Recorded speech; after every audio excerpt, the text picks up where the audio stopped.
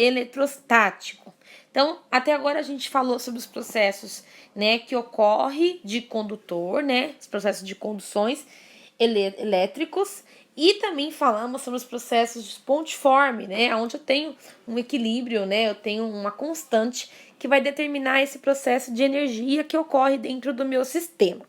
Então, na página 10, nós vamos falar sobre algumas características dentro de um corpo que está tendo um processo de condução elétrica, aonde ele está eletrizado. Então, ele está sendo um processo aonde a sua coordenação de cargas encontra-se em equilíbrio. Então, ele está sofrendo um equilíbrio eletrostático.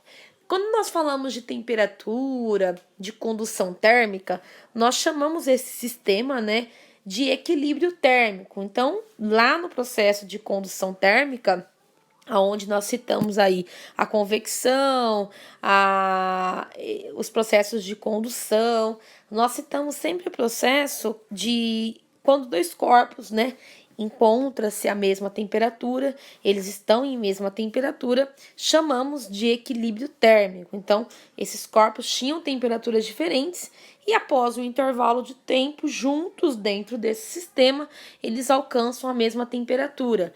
Então, nós chamamos isso de equilíbrio térmico. Aqui no processo, né, quando nós estamos falando de um sistema elétrico, aonde eu tenho correntes que estão dentro desse sistema, que nós chamamos aí de corrente elétrica, nós chamamos o encontro desses sistemas, a junção deles e a unificação de um só valor, nós chamamos de equilíbrio eletrostático. Então, normalmente, gente, ele vai ter algumas características, como, por exemplo, as cargas elétricas em excesso distribuem-se pela superfície externa do corpo. Então, um corpo eletrizado, ao redor dele, eu vou ter aí cargas que estarão dispostas dentro desse sistema. O campo elétrico em todos os pontos internos de um corpo é nulo.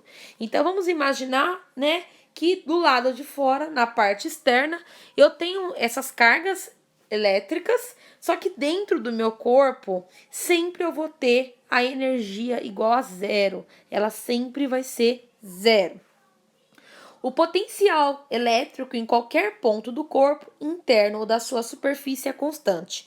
Então, interno vai ser zero e externo, normalmente, nós vamos, através do exercício, sempre calcular qual vai ser o valor da sua energia. A concentração de cargas na superfície do corpo é maior em regiões pontiagudas. Então, dependendo do meu sistema, quanto assim menor for, né? Quanto mais pontiagudas for, eu vou ter uma concentração de energia muito maior do que as partes mais alongadas do meu sistema. O vetor campo elétrico, ele vai ser perpendicular aos pontos da superfície do corpo. Então, nós temos a imagem A e B, aonde ele mostra, gente, que a parte pontiaguda, eu vou ter uma concentração de sinal de carga positiva. Então, eu vou ter mais carga positiva nessa região. E aí, é possível notar que na parte de baixo, lá do posto, né, da região pontiaguda, tem sinais de cargas, mas elas estão em menor quantidade, o espaçamento entre elas é maior. Então, é possível perceber essas características de um campo aí eletrizado.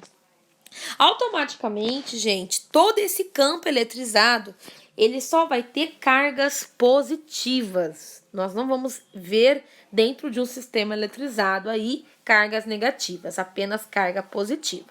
Tá bom, galera?